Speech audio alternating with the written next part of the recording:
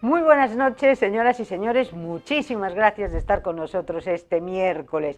Miren, yo le voy a dedicar, desde luego, cada mes o cada mes y medio, un programa, un toro por los cuernos, precisamente a coger el toro por los cuernos y a desmontar mitos. Porque aquí, nunca mejor dicho, con eso de la memoria histórica, que se puede atribuir a lo que quieran, que es una memoria que casi diríamos, una memoria muy ad hoc para lo que conviene en determinados momentos, pues es que nos las han metido por la escuadra cientos de goles. Y ahora damos por hecho unas realidades que en realidad no lo son. Creo que era Goebbels el que decía que una mentira repetida muchas veces termina convirtiéndose en una verdad. De ahí la gran labor que hacen los historiadores y lo fundamental que tiene el saber, que es reservar a los estudiosos y a los historiadores, pues lo que es nuestra historia, nunca a los políticos, porque como los políticos metan la zarpa y la están metiendo en eso, ahí nos encontramos, con un idioma que es un bluff, con unas, bueno, ¿qué les voy a contar? Bueno, pues para eso vamos a la fuente limpia. Y nada mejor que un profesor, historiador, estudioso de todos estos temas, que nos va a contar, vamos a tener, bueno, una profunda entrevista, pero que yo incluso les voy a decir una cosa, no me extrañaría nada que según vayamos evolucionando a lo largo de esta tarde, a lo mejor les digo, aquí paramos y vamos a hacer un segundo programa, porque esto es muy denso y es desde luego apasionante. Fernán, muchas gracias. Fernán Gómez Filgueira y Braje. Sí, para servir aquí. Que fue profesor en la Escuela de Ingenieros, que es, y luego que se ha dedicado a estudiar todo tipo de historias. Como profesor de materiales para ingeniería y terminé jubilándome en la Facultad de Diseño Industrial de Esteiro, pero paralelamente tenía una actividad, digamos, investigadora que consistía en trabajar para los arqueólogos sobre los materiales que aparecían en las excavaciones, principalmente de tipo metalúrgico, ¿no? Pero también cerámico y otros, ¿no? Entonces yo les ayudaba con informes, ¿no? Y bueno, pues de ahí, durante un periodo desde el año 1998 hasta que prácticamente me jubilé, pues me dediqué a esa digamos, investigación, ¿no? Donde, bueno, pues por cosas del destino, pues fui un poco como el pionero en Galicia de ese tipo de estudio metalúrgico de la antigüedad, lo que se llama paleometalurgia, ¿no? Donde, pues bueno, hay una serie de publicaciones, dentro de las publicaciones de cada yacimiento que yo tuve pues la suerte de analizar metalúrgicamente por encargo de los arqueólogos precisamente, y estos también me empujaron a que estudiara cosas, ¿verdad?, de la antigüedad, de la Edad Media y todo, y me metieron en camisas de 11 varas, porque yo era de ingeniería. Y lo convertiste en una pasión. Pues sí, porque eso apasiona y engancha, ¿no? Y entonces, pues, fui descubriendo mitos, secretos y cosas, ¿no? Y de tal manera que la metalurgia está relacionada con todo el desarrollo social, incluso militar, de la antigüedad en nuestras tierras, en Hispania, ¿no? Y en Galicia en concreto. Y entonces no podemos dejar de contemplarlo, cosa que hasta época reciente pues no se hacía. Vamos a hablar esta noche de un tema tan apasionante como yo diría Galicia, la verdad y la mentira, el mito y la realidad. ¿Qué es realmente que está estudiado y perfectamente documentado de esa Galicia que hoy en día da la sensación de que forma parte del patrimonio de unos poquitos que nos la quieren vender a su manera. Y eso tergiversa la realidad y la historia. Galicia como mito. ¿Dónde y cuándo arrancamos, Fernán? Bueno, vamos a hacer una introducción, una especie de prólogo. Porque ¿Galicia qué es? Pues Galicia es una singularidad histórica, claro. Hablamos de historia escrita. ¿Quién escribió la historia de Galicia? Pues primero los griegos, los romanos y algún fenicio también. Pero después hubo la Iglesia, que también tuvo su parte, y después los reyes medievales con sus, digamos, funcionarios, se les podía decir en lenguaje popular, ¿no? Sí. Y bueno, pues así llegamos después a los eruditos del Renacimiento, que ya es otro mundo, ¿verdad? Pero hay que enlazar cosas en el medio, por ejemplo, la Revolución Carolingia, le llamamos así al Renacimiento carolingio del siglo IX, ¿no? Que influyó muchísimo en los datos históricos que hoy tenemos, porque, por ejemplo, un dato muy claro es que los monasterios que hasta esa época pues tenían algún escrito de reyes y tal, pero desde esa época los monasterios de Europa, en concreto los de aquí un poquito más tarde, en el siglo X, pues se dedicaron a compilar todo lo que eran donaciones, herencias, en un, digamos, libro, por así decirlo, Sí. Que se llamaba tumbo, o también llamado becerro, porque se hacía con la piel de becerro joven. Y entonces ahí pues aparecen nombres primitivos de poblaciones, de personajes, incluso aparecen los primeros vestigios del idioma romance de Galicia, el gallego, que apareció en el siglo XIII, pero aparecen palabras ya en el siglo X, Ajá. incluidas, insertadas en el latín eclesiástico de aquí, Sí. que no tiene que ver con el carolingio, eso sí que no. Sí. Y entonces, claro, seguimos avanzando y ya aparecen los eruditos del Renacimiento, que ya es otro punto y aparte, como pues tenemos pues más posteriormente de aquí el padre Sarmiento, tenemos otros como un fraile que era Prefecto Feijó, que es poco conocido, tenemos otros como puede ser esto que tenemos aquí, pues en el siglo XVIII, que está publicado por la Fundación Barre de la Maza, pues el romance de Orca de Sant Antón, que lo escribió supuestamente, según los indicios que se van haciendo de estos escritos, que son 800 versos en galaico-portugués en 1777, parece ser que era un cura, porque eran los eruditos en aquel momento, porque claro. El normal de la gente, mucha no sabía leer ni escribir. Sí. Entonces, de un viaje azaroso, pues en agradecimiento a San Julián, pues este señor escribió en un idioma que la gente entendía de aquella todavía, ¿no? Sí. Y que era con ortografía galaico-portuguesa, un poco evolucionada, pero era con... Sí. Un siglo antes de que vinieran los del Resurgimiento, Claro. Rosalía, Murguía, todos que estos. no tomaron este testigo, sino que cogieron el habla popular, que no se escribía, y ellos la trasladaron. Cuando esa habla popular, pues ya a esa época de Rosalía, era una habla evolucionada, ¿verdad?, de una mezcla de, sí, como base el gallego, pero con mucha influencia castellana en la fonética y en la ortografía. Sería un castrapo.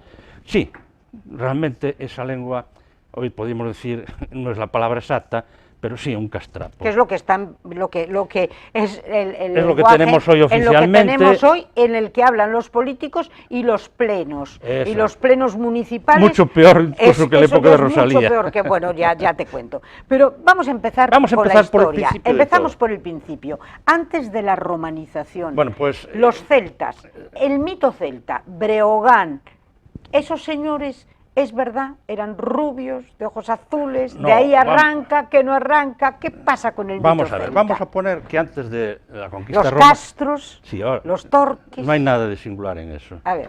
Mira, antes de la conquista romana, ya los mismos historiadores griegos y fenicios y romanos hablaban de pueblos del noroeste, ¿no? Ajá. Pero al final su precisión fue que estaban los sártabros al norte de todo, en esta franja occidental y norteña, Y después venían los gitanos todos, no había galaicos. Ajá. Pero antes de ártabros y los gitanos, ¿qué había? Pues vinieron, según estos historiadores antiguos, los saefes, los serpientes, que eran los celtas, los protoceltas, ¿verdad?, de Hallstatt, que hoy día se llaman más bien protoceltas, para distinguirlos de los celtas más típicos, que eran los de la Atene, sí, o sea, los galos de Francia, los bretones de Gran Bretaña, los gálatas que fueron a Turquía, etc. Bueno, entonces, claro, vinieron a dominar a un pueblo que existía antes, que se llamaban los Srymnios, ¿verdad?, que parece ser que era una mezcla de un pueblo, de dos pueblos, del pueblo neolítico y de los jinetes de la época del bronce. Los jinetes de la época del bronce eran originarios de las estepas del occidente de Asia, Ucrania, Rusia, etc., y dominaron al pueblo neolítico, de tal manera que hay una cosa muy curiosa que se descubrió recientemente por la genética, de que no hay descendencia masculina del neolítico. Hay femenino, pero no masculino. Porque parece ser que, de alguna manera, no, digamos, de matanzas o eso, sino de que ellos tomaron a sus harenes las mujeres neolíticas y dejaron a los hombres neolíticos prácticamente sin descendencia, sin posibilidad no, de porque que... no tenían con quién casarse, Ajá. sin varias generaciones, claro. Entonces, eso explicaría por qué no hay gen masculino neolítico aquí. Bueno, entonces, ¿qué son los celtas? Los celtas llamaban los griegos los keltoi, que parece ser que no es un término racial, sino que es un término que significa los que viven ocultos en el bosque. Ojo. Entonces, claro, estos pueblos vivían, por así decirlo, de esa manera, ¿no? Pero, ¿qué eran los keltoi? Los que llamamos después celtas. Eran una mezcla entre neolíticos y los jinetes del bronce. Que los jinetes del bronce impusieron su lengua con algunos restos neolíticos que perduran hasta hoy. Por ejemplo, aquí en Ferrol tenemos Montecuruto, ¿no? Sí. Es una palabra de origen neolítica, ¿no? Parece ser. Bien, pues estos jinetes del bronce, pues trajeron el bronce, que para ellos incluso llegó a ser un metal sagrado, no era una aleación, de aquella no había concepto de aleación. Entonces, incluso para los romanos tampoco era una aleación. Bien, era una transmutación mágica al fundir en los romanos el bronce y el estaño, y se producía un nuevo metal que era el bronce. Bueno, pero anteriormente a los romanos era un material mágico, sagrado, incluso lo eran para los sacerdotes y tal. Bueno, pues quiere decir que esto, en la mayor parte de la población gallega parece que desciende de esta mezcla neolítica y del bronce. Después vinieron, vía por los Pirineos, lo que llamamos los celtas hallstáticos, llamados también por otros protoceltas, ¿no?, y su idioma protocéltico, y algunas tribus llegaron hasta aquí, de diversas maneras, una desde Castilla y otra desde Extremadura. Sí, es muy conocido el periplo que tuvieron los célticos del Guadiana, hasta donde estaban los ártabros y se fusionaron con ellos. O sea que la gente andaba bastante. La gente se movía, ¿eh? Bueno, se movía. Bueno, y hablan de que ahora nos movemos, bueno, pues ya se movían las tribus. ¿Por qué? Porque el noroeste ya sonaba, los ártabros, para los historiadores antiguos antes de Roma, como pueblos que dominaban las artes metalúrgicas y tenían muchos metales, sí, que hoy conocemos como aleaciones, ¿no? Sí, sí, sí, sí. Y conocemos hoy la orfebrería de los ártabros, los torques estos de oro que tan bonitos, sí, que hay en el Museo de San Antón y otros como el de Pontevedra y el de Lugo, ¿verdad? Pues era la fama que tenían los ártabros, ¿no?, de trabajar los metales, sobre todo el oro, ¿no?, y el bronce. Y entonces, claro, el noroeste era como de aquella, la California en Estados Unidos. Era rico, claro, era un clima bastante suave, sí, no era, sí, había abundantes, bueno, miles bosques por todos lados. Bueno, las cumbres no tenían bosque como hoy, eso es una cosa reciente. ¿Ah, sí? Sí, sí, donde había bosques eran en los valles. No, las cumbres estaban peladas. Bueno, había tojos y había... Sí, y es donde hicieron los poblados. ¿Las rías, que estaban perfectamente, bueno, las rías, o no? No, porque investigaciones del Instituto Parga Pondal de Geología y otros, y hay un alemán, no me acuerdo del nombre, que es difícil para mí, pero han investigado que el nivel del mar en la época castreña y conquista romana inicial estaba 3 o 4 metros más abajo que hoy. Ah, anda. Con lo cual, la ría de Ares y Betanzos no existía como tal, era una bahía, pero no una ría. Y la de Ferrol existía porque había un profundo tajo del río, pero no era como hoy. Por ejemplo, el Castro de Noville, Sí. que es de época tardía, pues resulta que en aquella época pues el nivel del mar estaría unos 3 metros más abajo. Castro de Noville, que es el que está en Mugardos, Sí. al ladito de Reganosa, que Sí, se lo quisieron no, cargar. No, hay Ah. el de Caldaval. Ah, el de Caldaval. Sí. Ese Hay es el de Caldaval y de y el Noville. de Noville. Sí, Ajá. el más reciente es el de Caldaval. Sí. Es que había varias villas romanas por aquí. Yo sé de otra que estaba en Cervás, por allá, ¿no? Porque era una ría Una muy, finca. era prodigiosa No, es que para parece estar ser que según tranquilos. Pomponio Mela, que para mí es el historiador más fiable, porque estuvo por aquí en un periplo navegando, pues seguramente con fenicios, ¿no? Embarcaciones fenicias, él escribió un periplo que es una ruta marítima para los navegantes, para que no se perdieran, pero después escribió la pariégesis de ese periplo, que es la redacción de los pueblos que él veía que encontraba en la costa o hacia el interior. Las pariégesis no son lineales, es decir, que no van al unísono con el periplo, y entonces a veces una tribu es puesta antes de un accidente geográfico marítimo o después, según quien lo escriba. Pero Pomponio Mela parece ser que es el más preciso de todos, más que Estrabón no pasó por aquí. Pomponio Mela parece ser. Entonces, ¿qué pasa? Que él habla de los ártabros, por ejemplo, que eran una serie de tribus que iban desde aproximadamente Malpica hasta el Navia, en Asturias. Cosa que otros historiadores solo decían que eran los arrotrevas, que era una tribu que existía más o menos entre Ortigueira, Cedeira y Ferrol. Y pues la extendieron a Coruña y Betanzos. Pero que realmente eso no es preciso. La precisión de Pomponio Mela destaca. Es desde Malpica hasta el Navia. Hasta el río Navia. Claro. Después dice Pomponio que existen los Astures. Lo dice claramente. Bien, eso indicios antes de la conquista romana. Bien. Y con la conquista romana ya. O sea que estamos en ese intervalo, ¿no? ¿Qué pasa? ¿De dónde viene el nombre entonces de galaicos? Que se le aplicó también a los ártabros.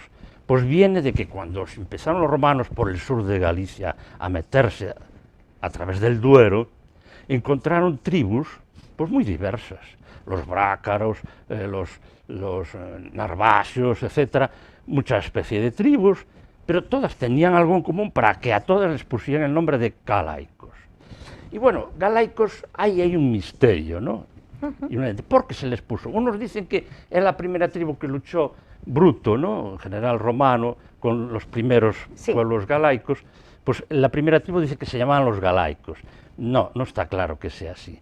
Fue la primera tribu que se enfrentó de la Galicia, pero les llamaba galaicos porque yo, refiriéndome a otras cosas que existen en Europa, con estas gentes que habitaban aquí, pues de una manera parecida, con variantes regionales, se dice por los romanos incluso que para ellos el principal dios es el de la guerra. Y este dios de la guerra, aquí y en Europa, dejó huella incluso en la toponimia. Aquí resulta que en Galicia tenemos huella de este dios de la guerra, que en el resto de Europa se llamaba, en términos romanos, Camulus, pero en celta era Camala y hipocorísticamente, que es el resumen del nombre, Cala. Y entonces, aquí en Galicia todavía tenemos toponimia con Cala. Por ejemplo, aquí en esta comarca, para que la gente entienda, existe Cabeiro, que viene de Calavario, Cala y Vario. Existe también Caboco, que viene de Calamoco. Entonces, Cala es ese nombre del dios de la guerra, ¿verdad?, que tenían todos estos pueblos. Entonces, Cala es el nombre que designa a estos pueblos que adoraban al dios Cala, que en el resto de Europa, incluso en Gran Bretaña, es Camulus en latín y Cala en idioma nativo. Sí. Masculino, porque había un Cala femenino, que entonces en el lenguaje, en vez de ser Cala, era Cali o Cale. De ahí viene Porto Cale, que es el puerto de la diosa Cale. Y en Escocia, la Cale Iag, que es la diosa de la guerra escocesa, y en la India, la Kali, la diosa esta de varios brazos, o el sí, dios sí. Kali. ¿Cómo está todo interconectado? Por los indoeuropeos, claro. Claro, porque todos vienen, Todos claro, vienen son migraciones. Migraciones indoeuropeas. Claro, claro. La primera, la grande, es la de los jinetes del bronce, ¿verdad? Que trajeron. Bueno, entonces, yo, según mis investigaciones, galaicos quiere decir los adoradores del dios de la guerra Kala. Porque llegan los romanos y se encuentran con unas tribus que están aquí, muchos nombres, pero muchos, y con muchas. unos nombres que no podían ni pronunciar, además decían, traducían el lenguaje de hoy, esto es cacofonía, o sea imposible. porquería, nombres que eran una porquería de pronunciar. Sí. Entonces cogieron, a ver, ¿a quién adoran estos? Pues al dios Kala, calaicos. Y de ahí viene, de calaicos. Calaecia es la tierra de los que adoran a Kala. Vaya, o sea, por ahí empezamos. Pero claro, Galicia no aparece ahí todavía. Sí, las tribus que llamaban galaicos, que ya en la conquista los dividieron en dos circunscripciones, que era el Conventus Bracarense, con capital en Braga, y luego el Conventus Lucense, con capital en Lugo. Pero esa Calecia no se llamaba Calecia, sino que ahora vamos a explicar una cosa. El mapa de Hispania que conocemos hoy, de la península ibérica, lo vemos bien puesto, ¿no? Pero en esa antigüedad tan temprana de la conquista y poco después, los geógrafos grecorromanos, pues por unas mediciones que al principio no se hacían bien, sobre todo en esta parte de Hispania, ¿verdad? Galicia, incluso Asturias, pero sobre todo de Galicia, la medición del norte y el ocaso no se hacían con precisión. Y entonces salía que esto estaba más al norte. Entonces, si cogemos este libro, esto es la Hispania de hoy, y aquí están los Pirineos, ¿verdad? Pues, a ver, viendo para... perfectamente, aquí está aquí como los Pirineos, torcido. Sí. La ponían así. Y entonces Galicia estaba en el norte, según ellos, y por eso le llamaron, y aquí está este librito, una buena publicación de Geza Alfoldi, que es una autoridad húngara de todo este tema. Un investigador húngaro y alemán, o sea, húngaro que se fue a Alemania, que es mundialmente reconocido sobre sus investigaciones del Imperio Romano. Geza Alfoldi descubrió Hispania, o sea, cómo se llamaba Galicia en esta primera época. Hispania Superior, y viene de esa manera, que lo explican en este libro y en otros, ¿verdad? Hay una publicación en alemán, que ya es de otro autor, hablando de Geza Alfoldi, que aumenta más las cosas, pues Hispania Superior, porque quedaba así. ¿Y quién le llamó oficialmente primero Hispania Superior? El emperador Antonino Pío Caracalla. Anda. En el siglo el 200 y pico, después de Cristo. Lo hizo oficial. Antes existía el convento lucense y bracarense, y nada más. Pero Caracalla lo oficializa. Claro, porque antes existía solo lo que se llamaba, si Hispania estaba así, el oriente, el oriente era la Hispania Citerior, que englobaba también los conventos galaicos, ¿verdad? El convento lucense y bracarense. No estaba independizada Galicia, con el nombre que queramos. La independizó Caracalla, porque le llamó Hispania Superior, porque los mapas que manejaba... Era la parte de arriba de Hispania, claro, así de claro. Así de claro. Y le llamó así, y a partir de ese momento bueno, la duró identifica. un tiempo, no mucho, sí, pero administrativamente se le conocía como Hispania Superior. Políticamente se le llamaba la tierra de los galaicos. Y iba desde Asturias. No, Asturias no estaba dentro de la Galicia. Bien. Eso quedó después, con Caracalla, quedó fuera de la Hispania Superior. ¿Y entonces qué englobaba? El convento lucensis y el bracarenses. En la Hispania Superior, desde Lugo hasta el Duero. Hasta el Duero. Bueno, desde el Cantábrico hasta el Duero. Sí. Pero ponía aparte el convento Astur, Caracalla. Esto era para, como objetivo, la administración romana.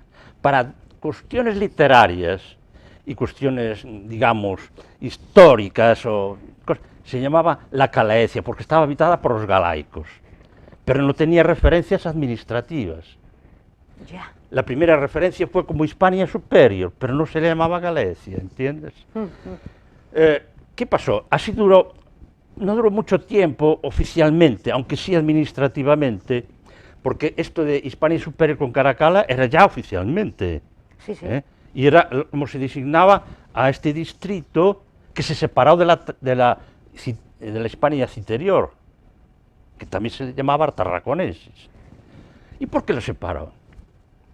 No solo porque estaba arriba, claro, Hispania Superior, sino porque la tarraconense, o sea, la Citerior se llamó después Tarraconense, ¿verdad? Porque eso hacía una alusión a los celtíberos, o sea, todos los pueblos que estaban en la Tarraconense eran pueblos celtíberos. Pero los galaicos, según Pomponio Mela, había dos nombres para los galaicos, decían o célticos o galaicos.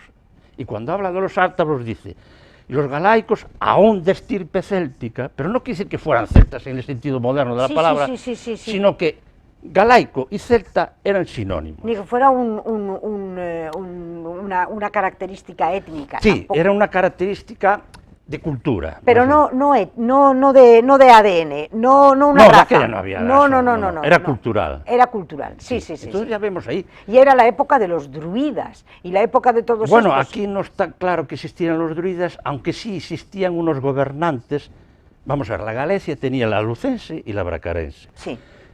Inmediatamente con la conquista, y inmediatamente después de la conquista, hubo príncipes, o sea, líderes locales, Sí. del convento lucense, en el norte del convento lucense, que pactaron con Roma y conservaron sus dominios. Ajá. Y de hecho hay una epigrafía, escritos en piedra, que hablan de los príncipes estos norteños. Y de ahí arrancan los pequeños arciprestazgos de este norte de Galicia, de nuestras comarcas de Ferrol, por ejemplo. La base era los estados principescos, porque príncipe es una palabra de origen republicana que aplicaban los romanos a los principales ciudadanos de cada provincia o cada etnia o cada pueblo. De hecho, los emperadores romanos, desde Julio César hasta la época diocleciana, se llamaban príncipes de Roma, príncipes, que quiere decir el principal. El primero de Roma. Pero no quería que se les llamara dominos, porque era un término aristocrático. No, ellos querían el término republicano de príncipes. El primero. El primero de los ciudadanos, sí. Y de Roma soy yo, Sí. que soy Augusto, por ejemplo, que fue el que más lo asentó ya definitivamente. Sí. Incluso Nerón era príncipes de Roma, pero no dominus, que significaba señor. Y eso ya era una denominación aristocrática. Sí. Ellos no se querían eso. Sí. Y eso también permitió a Roma reintegrar, ¿verdad?, a en su todos imperio, los pueblos todos los que pueblos, él iba claro, dominando de porque alguna manera. En el siglo II, tercero y segundo, cuando se le dio la ciudadanía romana a todos los pueblos, era porque todo el mundo se sentía cómodo en eso. Claro. Y lo estaban pidiendo a gritos. Claro. Porque estaban aportando recursos y humanos y materiales. Y Roma pues dijo, tenemos que tener contentos a estos ciudadanos que en principio eran provinciales, ¿no? Sí. O sea, eran muy sagaces en su Los manera romanos eran muy inteligentes. Eran muy inteligentes, Vamos a no decirlo, en vano. muy pragmáticos. Fueron lo que fueron. Bueno. Y entonces tenemos 4 siglos de romanización. Bueno, más o menos con un intervalo de Diocleciano que es un poco como rupturista porque rompe con la tradición del primer imperio, por así decirlo, del Alto Imperio, que es desde Augusto, bueno, Julio César, Augusto, hasta Diocleciano. Diocleciano, pues, empieza El declive. No, otra manera de gobernar, más marrullera, ¿no? Sí. Porque Diocleciano, pues, participó en las luchas civiles de Roma y los que le ayudaron fueron recompensados por Diocleciano con una división de provincias mucho más menuda Sí. para poner a sus favoritos. Ah, hombre, que hoy me suena ahora, ¿eh?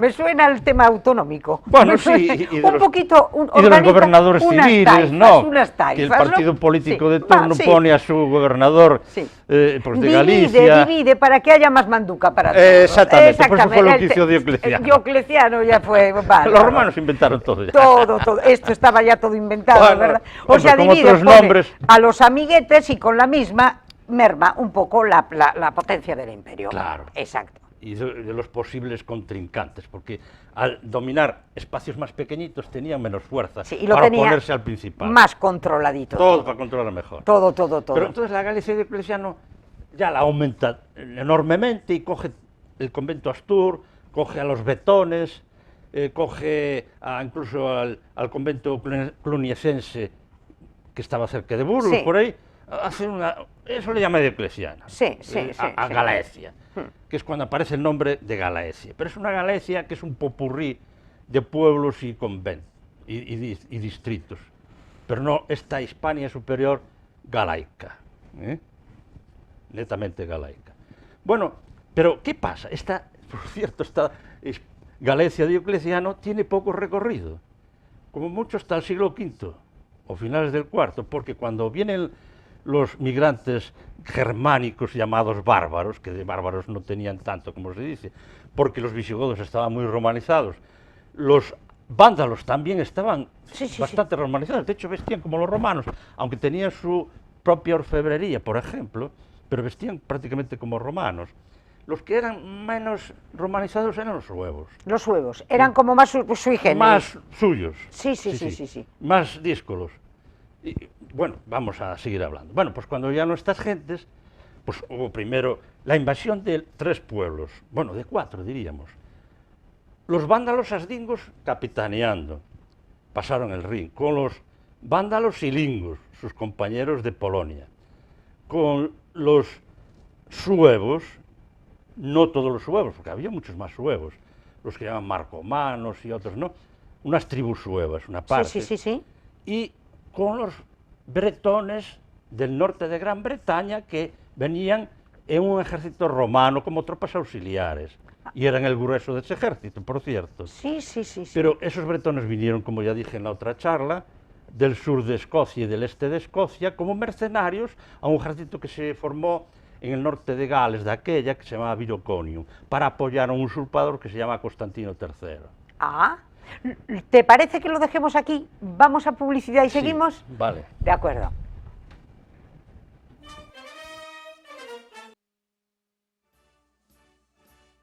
Joyería Ferrol, un nuevo concepto de joyería en nuestra ciudad que entronca con lo que era el concepto de joyería tradicional. Compraventa de oro, plata y joyas. Compraventa de oro, plata y joyas. Imagínense ustedes que tienen unos anillos que ya no les sirven para nada, de la primera boda, de la segunda boda, de la tercera boda, a saber.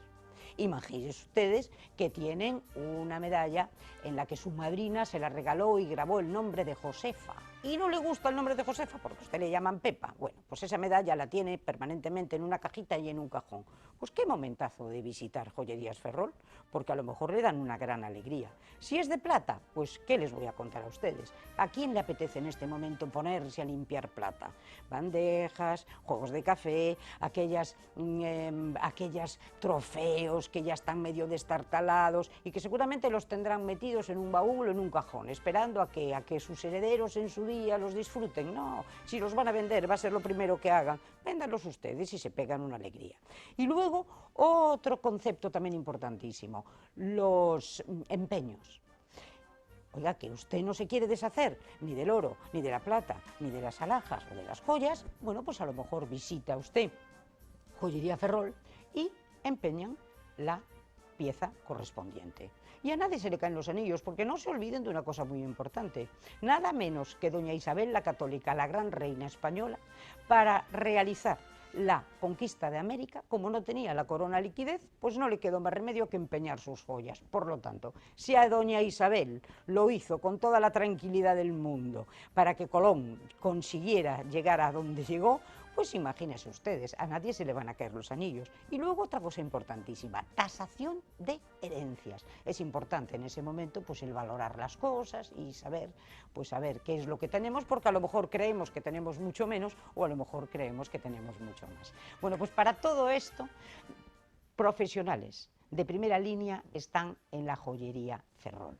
Y también les digo algo importantísimo, que ustedes no quieren ir hasta allí, pues no se preocupen, tienen aquí el número de teléfono que les vamos a facilitar en nada y llámenles ustedes Ellos se desplazarán a su domicilio y sin ningún compromiso y seguramente que llegan a un acuerdo. Ya lo saben, Joyerías Ferrol. Si tienen problemas de liquidez, ese es el sitio. Adelante, porque lo más probable es que se lleven una alegría enorme.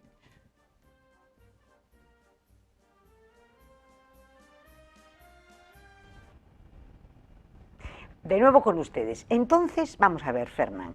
Entonces, los suevos eran los que más mandaban ahí, o sea, era el reino más grande y era el que controla a los demás, ¿o no? No, vamos a ver. Cuando este ejército, diríamos, britano, mandado por romanos, eso sí, pero con muchas tropas auxiliares mercenarias del norte de Gran Bretaña, por ejemplo, sobre todo del sur y del este de lo que hoy es Escocia, que también había bretones por allí y pictos britonizados, Sí. pues saltan a Francia a luchar contra el emperador Honorio para usurparle el poder. Constantino III era el que capitaneaba este ejército. Pero claro, vencieron, pero quedaron muy mermados. Y entonces se encontraron que ya habían pasado los vándalos, los suevos y los alanos a Francia y se habían establecido por el suroeste de Francia y el sur de Francia. Pues les dijeron, mira, si se haríais con nosotros, conjuntamente conquistamos Hispania y nos la repartimos. Y fue como sucedió. Este ejército romano bretón, ¿verdad?, fue el que abrió los pasos pirenaicos luchando contra unos aristócratas hispano-romanos, que eran dos hermanos, Didimo y Valeriano, que eran de la parte de Lusitania, que guardaban de que no vinieran los invasores germánicos, atravesaran los Pirineos. Ajá. Pero estos, como venían con insignias romanas, les entraron, por así decirlo, a traición. Sí.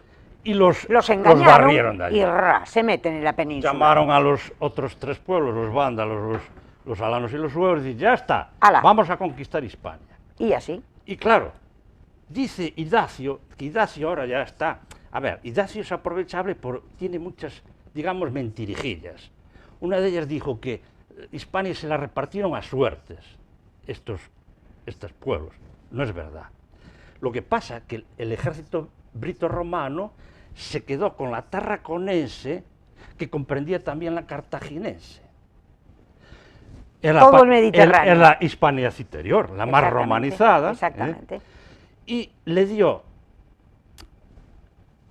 repartieron, no a suerte, sino porque le correspondía a la Hispania Citerior dos porciones. Una, la Lusitania, a los alanos, y la bética a los vándalos silingos. Y la Galaecia, galaica, sin el convento Astur, el convento lucense y la parte oriental de la Bracarense se la dio a los vándalos asdingos y la parte occidental de la Bracarense se asentaron los suevos allí. Era una minoría los suevos. ¿Y cómo siendo una minoría pasó a ser dominante? A ser la pues tribu dominante. Por un recelo de los romanos, porque cuando en ese momento llamaron a los visigodos como aliados para que contuvieran a los vándalos silingos y a los alanos que estaban invadiendo pues, la Tarraconensis y fastidiando, ¿no? Entonces vino un ejército visigodo y los venció. No los destruyó, los venció políticamente y los restos de su ejército y la población que pudo, tanto de los vándalos silingos como de los alanos, escaparon para la Galicia a refugiarse entre los vándalos asdingos. Ahora estos se encontraron con unos pertrechos, ¿verdad?, que no contaban con ellos y formaron un ejército potentísimo. Claro. De 80.000 guerreros. Fíjate. Y dijeron a los suevos, pues ahora vosotros también integrarnos en nuestro reino, claro, en nuestra etnia. Y los suevos no quisieron, una parte. Los romanos vieron un peligro en esto. Dijeron, esto ahora, los vándalos asdingos son fuertísimos porque tienen los restos de los silingos, los restos de los alanos y qué sé yo. Entonces hubo un ejército también de mercenarios mandado por romanos que vino a apoyar a los suevos contra los vándalos. Y de ahí se hicieron hegemónicos. Entonces, los vándalos habían sitiado a los suevos en unos montes entre Galicia y Portugal, no como dice el historiador Tranoy en los Montes de León, que dicen narvasios.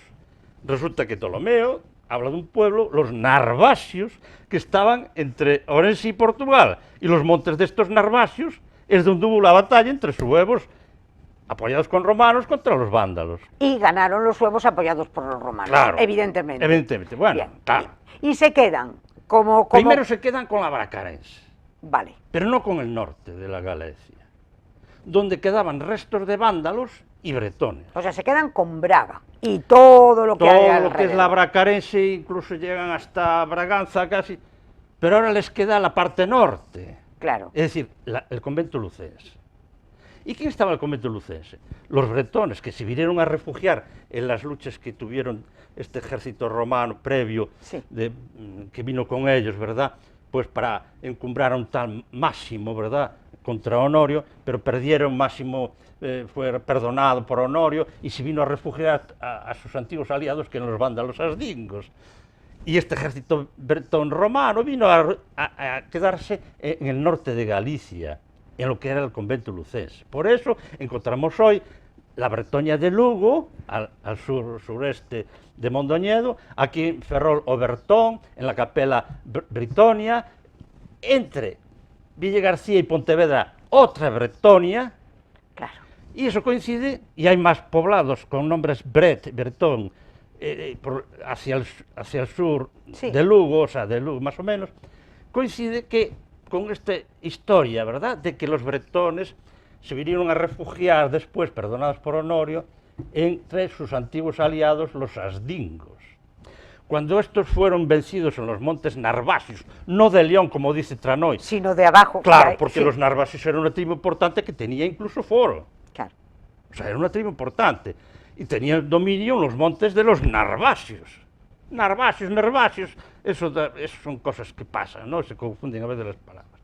Pero Tranoy decía que todo está claro, y yo estoy de acuerdo también con Casimiro Torres y con otros, que dice que los vándalos asdingos se instalaron en el norte de la Galicia galaica, no al este de la Galicia de Diocleciano. Bien, con todo esto, pues, ¿qué pasa? Que, claro, los vándalos, ante el empuje suevo romano, pues levantaron el campamento Y se marcharon como y se pudieron. marcharon, pero no todos, porque está claro que ahora la arqueología reciente ha descubierto en la Catedral de Hipona, la Catedral de San Agustín, dos lápidas de dos príncipes suevos. Una princesa, cuyo nombre me acuerdo, y el otro no me acuerdo si era... Pero ya en África. Ya en África, o sea, que hacen dos príncipes, una princesa y un príncipe suevos, enterrados en la capital de Hipona. Y no es que lo cubremos, sino que las lápidas lo pone, dice, yo, Ergón, princesa sueva, lo dice clarísimamente. Sí. O sea, que llegaron hasta allí. Cuando la historiografía de Idaz y otros dicen que fueron vándalos solamente. Esto no era tan sencillo, iba por clanes. Pues unos clanes decidieron ir con alanos y vándalos, Claro. Y otros con otros. y otros se quedaron O sea, aquí. con los suevos tan tranquilamente. No, con los bretones, O con los en el bretones. norte de Galicia. Lo que pasa es que fueron una minoría y no destacaron. ¿Cuánto tiempo dura el reino suevo? El reinado de los suevos, Bueno, en Galicia. los suevos después conquistan el norte de Galicia, porque están las crónicas que Sí. conquistan el norte de Galicia, por eso hay los enclaves llamados suevos, por ejemplo en Arteijo, ¿verdad? Sí, Arteixo, efectivamente. suevos, y enfrente de suevos, en el valle de suevos, al otro se descubrió recientemente la necrópolis sueva, lineal. Eso da pie a que los suevos no se mezclaban inicialmente con la población, sino que se enterraban en sus propios cementerios y no se mezclaban para no perder poder. Y tenían también sus propias normas, Sí, incluso hubo sus propios obispos. que no se las imponían al resto del porque pueblo. había una legislatura, por así decirlo, de aplicación judicial para los suevos y otra para los galaicos romanos. Eso se fusionó un poco con San Martín de Braga, ¿verdad? Pero tenían sus obispos de raigambre sueva, de hecho, como los visigodos lo hicieron después. Sí. Ya explicaremos. Bueno, vamos a resumir un poco, porque resulta que cuando conquistaron el norte de Galicia, Lo de los bretones sobrevivió, lo de los asdingos a duras penas, pero sí hay toponimia, lo cual quiere decir que hay nombres de los supuestos asdingos por aquí. O sea, hay una onomástica, vándala, en esta zona, Sí. poquita, abunda más la bretona, por supuesto, y las palabras bretonas, y la aristocracia bretona. Bien, esta gente era pagana en principio, ¿eh? Y Orosio describe que lo persiguieron unos bárbaros que nunca había visto, por extraños incluso. Orosio parece ser que era nativo de esta zona de Galicia, mientras que Idacio era de Chaves. ¿Cuáles eran estas gentes raras que él decía? Los mercenarios bretones que vinieron y lo perseguían por ser cristiano y romano. Claro, claro, claro. Quien convirtió a esta gente fue San Martín de Braga y formó una diócesis gobernada por la aristocracia bretona, de tal manera que sus obispos, que existieron desde el siglo VI hasta el siglo X, eran al mismo tiempo príncipes, o sea, perdón, vamos a empezar por obispos, Sí, sí, sí. príncipes y magistrados, y gobernaban sobre los bretones, no sobre los galaicos romanos. En la iglesia solo para los bretones, porque aparece así en el Concilio de Braga II, dice la iglesia con sus, o sea, las iglesias que están entre los bretones. Nada más. Nada Sí, más. sí, sí, sí, sí. Lo otro que aparece son interpolaciones muy posteriores que ponen, y una, aparte de las iglesias que están entre los bretones, ¿no? Una con el monasterio máximo y las que en Asturi son. Esas son interpolaciones porque las palabras que aparecen, máxima y Asturi, son de origen bajo, esto alto medieval o bajo medieval. Ya. Interpolaciones sobre todo de obispo Pelayo y otros. Bien, entonces tenemos así esa situación, tenemos a los Ya suevos por conquistan ahí, los suevos por ahí, el y reino suevo, con sus dura más y sus menos. un siglo y medio. Sí, pero resulta que empezó siendo un reino que sus monarcas fueron, en un momento, accedieron al trono suevo, monarcas respaldados por los visigodos, que todavía no habían entrado aquí, Ajá. y había una dinastía emparentada con la dinastía visigoda. Entonces, con todo eso, y con otras dinastías que hubo, duró siglo y medio, hasta que los visigodos decidieron ya imponer ahí Su propio reino su fuera. propio reino. O sea, los No, suevos... su propio reino no. O sea, el reino de los suevos seguía existiendo, pero como reino vasallo. Bien. Entonces, ¿qué pasa? Claro, el primer rey visigodo que vino para aquí, pues era arriano, y impuso obispos arrianos, sobre todo en 4 ciudades importantes, hubo 12 obispos arrianos. A ver, De tal manera que la capital de la Galicia visigoda no era ya Braga, sino Tui, donde estaba un obispo arriano para el destacamento militar de Tui. En Lugo lo mismo, también en Braga y otros sitios, ¿verdad? Pero la capital no era Braga ya, era Tui. se desplaza a Tui. A Tui, porque era un nudo de comunicaciones romanas de Sí, antiguo. sí. Bueno, entonces tenemos esto hasta que vienen los musulmanes, claro. Esto está hasta el 700. De tal manera que los reyes visigodos, cuando se entronizan, a partir de este momento que ya anexionan como vasallo al reino suevo, se entronizan como rey de los visigodos y de los suevos. ¿Por qué? Porque había leyes para suevos y visigodos aparte de la población hispano-romana, o galaico-romana aquí. Sí. Hasta que después se fueron fusionando. De hecho, cuando vino la invasión musulmana, ya digamos que el mestizaje estaba muy... Bien, viene la invasión musulmana y ¿cómo afecta a Galicia la invasión musulmana? Vamos a ver, Porque Almanzor lo tuvimos ahí, No, llevándose eso vino las... mucho después, ya, claro. pero bueno, te quiero decir en que hasta que principio, llegaron. es ¿Llegan que hasta hubo aquí una o guerra no? civil en el reino visigodo, que eran los viticianos contra los de Rodrigo. Bien, pero eso en toda España. Sí, en toda, España. de tal manera que España se dividió en dos. Curiosamente, no digo de época reciente, pero curiosamente... Qué curioso, sí. qué curioso. O sea, Siempre a la la greña. Hispania Sí.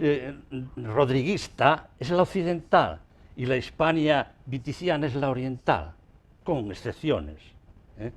Entonces, claro, la viticiana, claro, la rodriguista era la que tenía el cetro y tenía la mayor parte de los apoyos. Entonces los otros se vieron una necesidad a sus parientes del norte de África que estaban cerca allí, al pasar el estrecho, de llamarlos para ayudarles. Sí, siempre hubo de esto. Claro. Entonces, al pobre de don Rodrigo se lo cargan donde se lo cargan. Sí, que parece ser que se enterró en Lisboa. Sí, y Vitiza Los pacta, viticianos, los descendientes... pacta todos con los condes, de... Cuidado, que Hispania estaba gobernada por condes visigodos en cada ciudad visigoda. Y hay una anécdota muy curiosa, porque hay un personaje medieval aquí que son los, por ejemplo, más nombrados Pedro, Froila, Traba. Sí. Los Froila descienden del conde de Córdoba. Y cuando viene la invasión se van de allí, porque parece ser que eran rodriguistas. Mientras que otros pactan con los musulmanes perfectamente. Sí. El conde Teodomiro de Murcia, el conde de Zaragoza. Pero les abren la puerta a la invasión. Sí, porque... Pactan con ellos y dicen, nos va a ir mejor con vosotros que con estos otros que estamos ellos creían enfadados. que se podía mantener el reino visigodo, aunque fuera con otra religión. No fue así. Claro. Desgraciadamente no fue así. Y tanto que no fue así. Nosotros venían políticamente para quedarse... darle la vuelta a todo. Sí, es que estamos hablando de musulmanes. Claro, es una religión de Estado. Y además no ellos... es una religión de particular, claro, sino de Estado. Claro. O sea, se fundamenta en tener un Estado islámico, perdonando la redundancia. Sí. Pero hubo condes que se convirtieron al Islam. Por ejemplo, en Zaragoza los Beni Cassi descienden del conde visigodo Casio. De hecho, muchos primeros reyes de la Reconquista los hijos, enviaron a sus hijos a la corte de los Beni Cassi, porque conservaba mucha cultura romana. Sí, sí, sí. Fíjate bien cómo son las cosas. Aunque eran de confesión musulmana, pero, a ver, tenían una raigambre clásica muy importante, ¿no? Y así otros. Y de hecho muchos reyes del norte, de Asturias, de las marcas hispánicas, se casaron en principio con princesas musulmanas para que no les atacaran, ¿no? Sí. O sea que ya empieza a haber enjuague. Pero, bien. Pero para aquí, para Galicia, vienen muchos visigodos también. Y claro, ¿qué pasó? Que, por ejemplo, los Froila vinieron para aquí y después en la Reconquista se fueron para el sur y llegaron a ser condes de Coimbra. Pero salieron con Almanzor, que tú decías antes, claro, para que invadiera Galicia y sobre todo Compostela por unas rencillas con otros nobles, ¿no?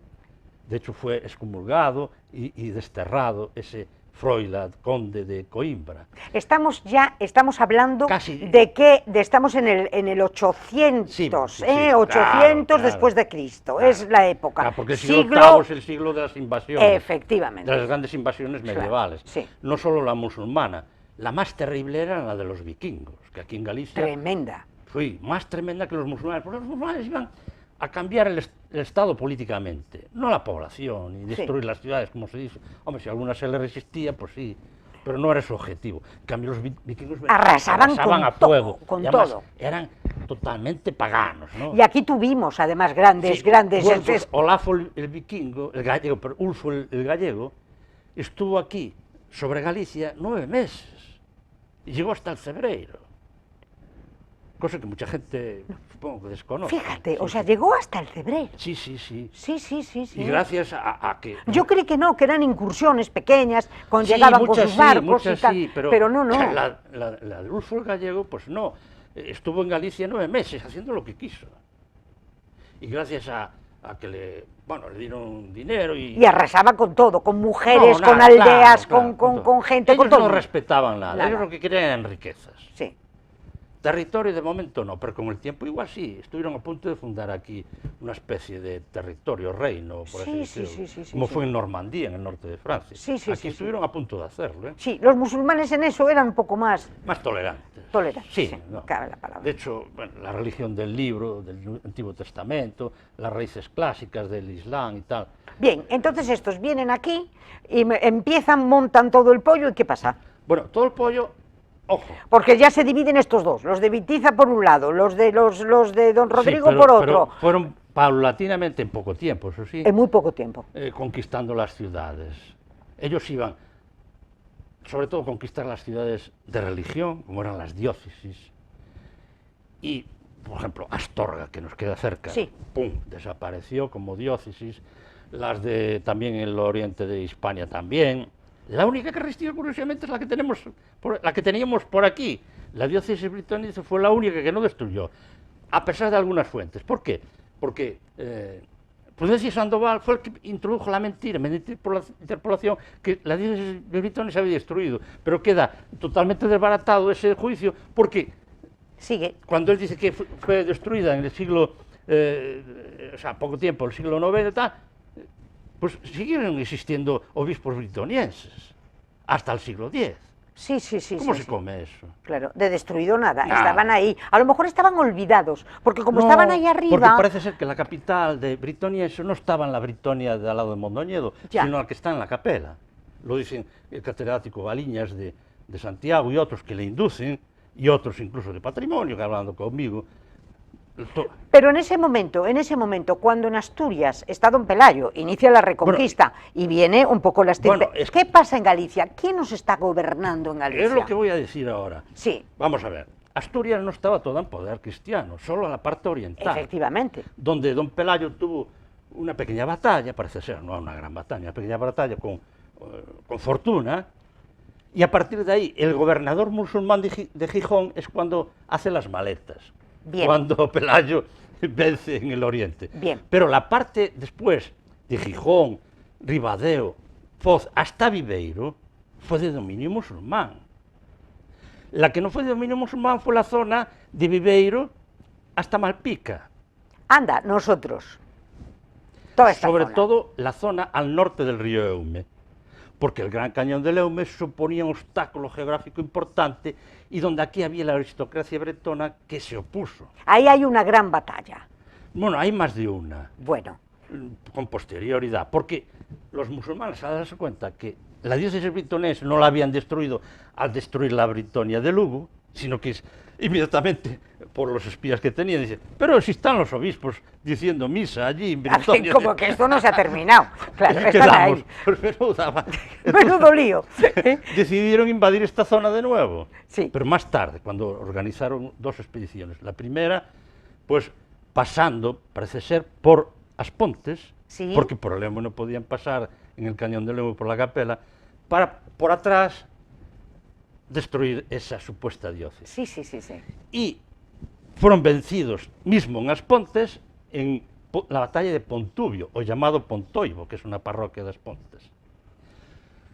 Lo intentaron pasando ahora por vadeando el río Eume entre Hombre y Cabañas, porque se podía vadear incluso a principios del siglo XX. Sí, sí, sí. Me lo decían mis padres incluso. Cuando bajaba la marea se podía pasar en seco, porque el agua corría entre los guijarros y la arena. Sí, sí. Bueno, pues pasaron por ahí y también, pero les entraron al paso en San Julián de Narón y fueron vencidos. Bien, o sea, que se van, estos no entran por aquí. No, de hecho Almanzor, cuando vino después, no se atrevió a pasar el río Eume, sí llegó hasta Oleiros. Porque tenía ya...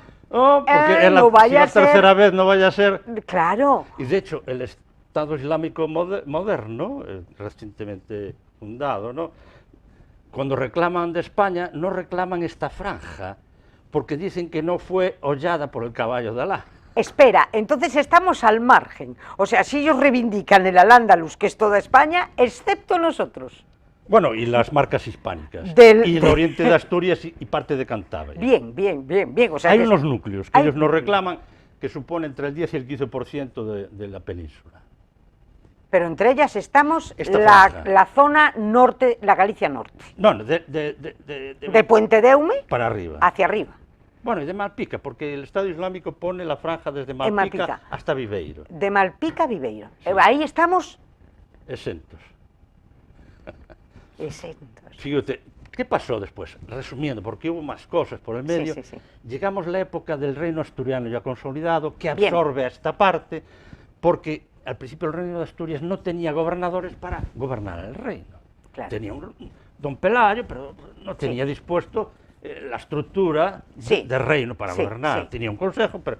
Entonces, ¿qué hizo? Nombrar a los aristócratas locales como gobernadores.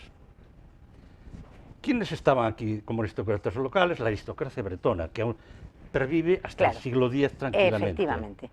Entonces, esta aristocracia bretona es la que aquí, con el tiempo, después veremos lo que sucede. El último rey con ascendencia de don Pelayo es Alfonso II el Casto. Que es el del Camino de Santiago. Es cuando en el reinado de él se descubre el Camino de Santiago. Pero tan casto, tan casto, tan casto que no tiene No, descendencia. porque le había hecho votos de castidad, Claro. que era monje, y lo llamaron porque no tenían en Asturias una descendencia más directa de don Pelayo que Alfonso II. Bien. Pero dijo, bueno, soy rey, pero no puedo ser otra cosa. Exacto. Entonces él se quedó sin descendencia. Era el casto, vino aquí. Porque no quiso. Bastante hizo que apadrinó el camino. Ah, sí, muchas Fue más cosas. el de la Y tumba además de Santiago. Empezó a recuperar los vestigios del reino visigodo, Sí. leyes y cosas. Pero, aquí, Pero no tiene descendencia. No, por esos votos que había hecho. Exacto, y hay un problema entonces. ¿Quién Entonces, hereda el cuando trono? muere él, de- hay dos aspirantes, que son esos gobernadores que habían nombrado el reino de Asturias en el momento que no tenía. Uno era el duque de Cantabria, que no era de Cantabria, pero fue puesto allí como gobernador de esa parte, Ajá. y otro, un gobernador situado en la corte, que era nepociano. Pues claro, los dos aspiraban y tenían sus partidarios. Hubo una lucha entre ellos y el duque de Cantabria se vino a refugiar aquí, donde, en el norte de Galicia, donde estaba esta aristocracia bretona. Y aquí fue elegido, al estilo visigodo, como rey. Porque era el mejor de todos. No, porque los bretones tenían esa costumbre también como sí, bárbaros sí. que eran Bien, en principio. bien. Y los restos de los visigodos que también estaban aquí. Sí.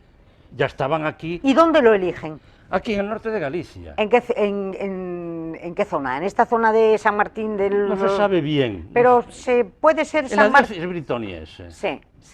No, en Mondoñedo nada, que de aquella no existía No, no, Mondoñedo no, digo San Martín de Porto. No, posiblemente fuera en San Martín del Couto. Perdón, San Martín de Couto. Claro. O sea, el San Martín de Couto. Sí. Antes de ser cisterciense ya existía como cenobio benedictino, ¿verdad?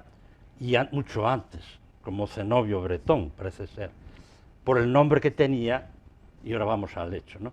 Bueno, resumiendo, que aquí lo eligen rey.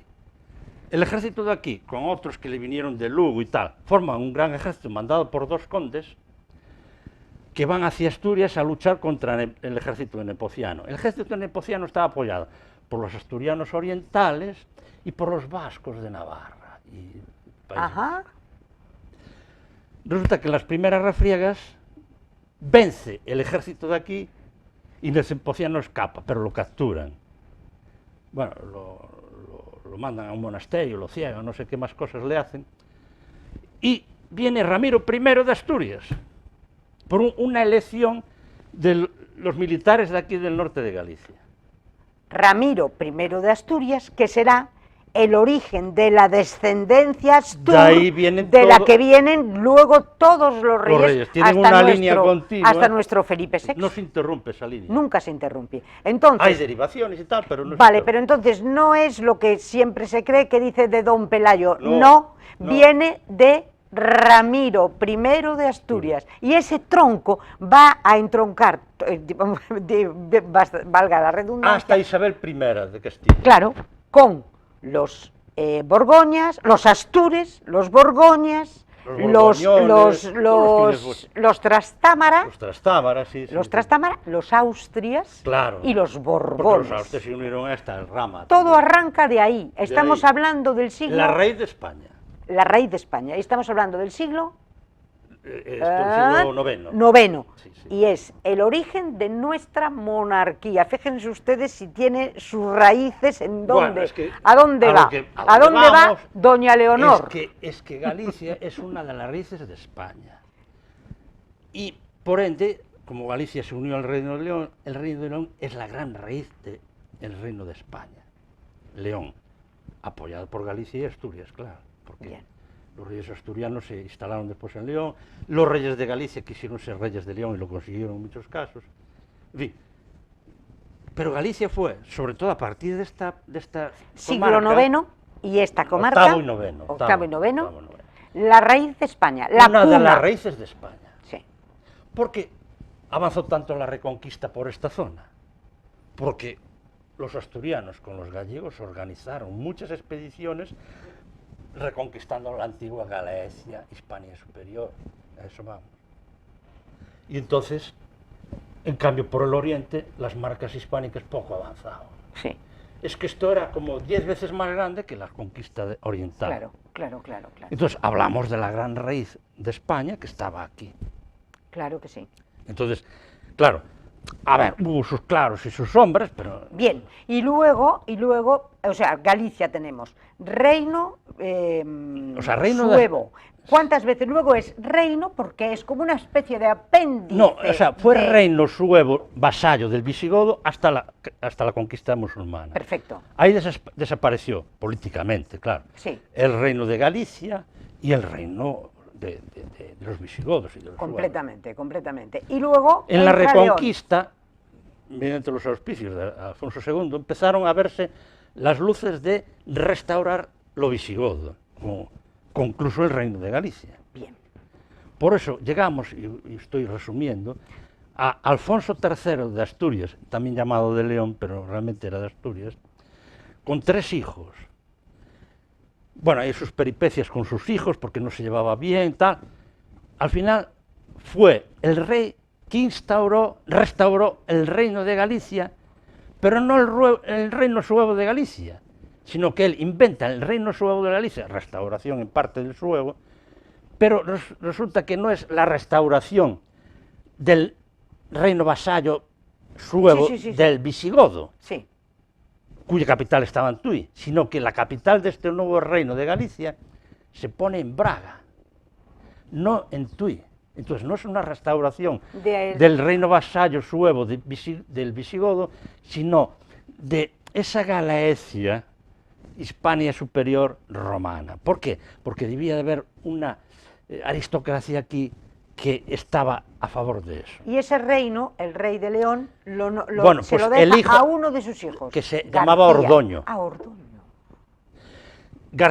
A García le deja León y a Asturias Fruela. Vale, y entonces se queda en ese momento. Y te digo, A ver. porque te voy a decir una cosa. Entonces, estamos en ese momento fantástico de la historia. Es el más donde fantástico para mí del reino de Galicia. el más fantástico. Y en ese momento nos encontramos con el rey de León, Sí, que era el predominante. que tenía 3 hijos, Ah, sí, sí, sí. Fruela, al que le deja Asturias. Asturias, García, León, García, León Y Ordoño, Galicia. Galicia. Bien, aquí, en este mismo momento y con esta súper apasionada charla, yo les voy a proponer una cosa y se la voy a proponer también aquí al Bueno, a ver, profesor. si es posible. Entonces, como ya nos hemos quedado sin tiempo, porque no hay nada más apasionante que la historia, pues entonces no lo podemos dejar aquí. Tenemos que hacer la segunda parte de esto. Entonces, yo les emplazo a que en este momento lo estamos dejando en un momento culmen de la historia de Galicia. Sí, porque es... Y ¿cuándo podemos hacer la segunda parte? Pues no sé cuándo Por ejemplo, el podemos. miércoles que viene. Bueno, podría ser. Luego lo hablamos tú y yo. Entonces, ahora tenemos parte 1 y el próximo miércoles parte 2. Y apasionante porque vamos a coger ya no solamente la Edad Media, sino también el Renacimiento, los Reyes Bueno, hay que recoger un poco la Católicos, parte antigua cuando llegamos ya al final de la Galicia. ¿Pero te parece del bien siglo que lo XIX. dejemos aquí Bueno, hoy? sí, hoy? es que Galicia se merece eso, no yo. Es que Galicia se merece todo. Claro. Y entonces eso, y también la lengua, que... Sí, por cierto. ¿Qué sí. te parece? Son 2 temas ahí pendientes. Muy pendientes, por lo tanto, te emplazo para el próximo miércoles y a todos ustedes, porque yo creo que esto, la verdad, les tiene que enganchar, porque es Bueno, fantástico. en este momento que lo hemos parado bien, porque es cuando se restaura, o sea, se crea un reino de Galicia, bien definitivamente y potente, porque abarcaba lo que es la Galicia actual, más el norte de Portugal, más lo que había al sur del Duero, ojo, Es verdad. Claro. ojo, con capital en Braga, que era la capital antigua de la Galaecia o Hispania superior romana y de la Galaecia de Diocleciano también, pero también capital eclesiástica de la Iglesia católica sueva. Claro. Claro, es que es una época, es un momento No lo restauraron un reino de Galicia con capital en Tui, sino con capital en Braga. en Braga. Eso ya indica mucho que no es una restauración de lo visigodo, sino algo anterior. Importantísimo. Claro. Entonces, les emplazo al próximo miércoles y me imagino que habrán disfrutado ustedes tanto como lo he hecho yo. Muchísimas gracias, Fernán. Bueno, quedan muchos mitos y muchas cosas que hay No, que no, hablar de ellos. pero tenemos aún tiempo. Sí, bueno. Muchísimas gracias. Bueno, muchas gracias por habernos escuchado y por aportar nuestro granito de arena a estas cosas.